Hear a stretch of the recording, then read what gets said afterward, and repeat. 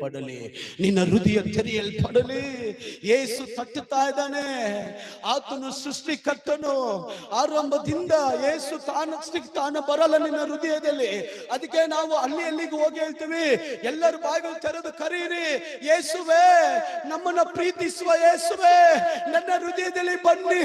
ನಾನೊಂದು ಪಾಪಿ, ನನ್ನ ಪಾಪಕ್ಕಾಗಿ ಅಘೋರ ಶಿಲುಬೆಯಲ್ಲಿ ಹೊಡೆಯಲ್ಪಟ್ಟಿದ್ದೀಯ. ಬೈಬಲ್ ಹೇಳ್ತದೆ, ಯೋಹಾನ ಸುವಾರ್ತೆ 10ನೇ ಅಧ್ಯಾಯದಲ್ಲಿ, ಕಳ್ಳನು ಹಂಗಲ್ಲ, ಕಳ್ಳನು ನೀವು ಒಳಗಡೆ ಆಟೋಮೆಟಿಕ್ ಕಳ್ಳತನದಿಂದ ಬರ್ತಾನೆ.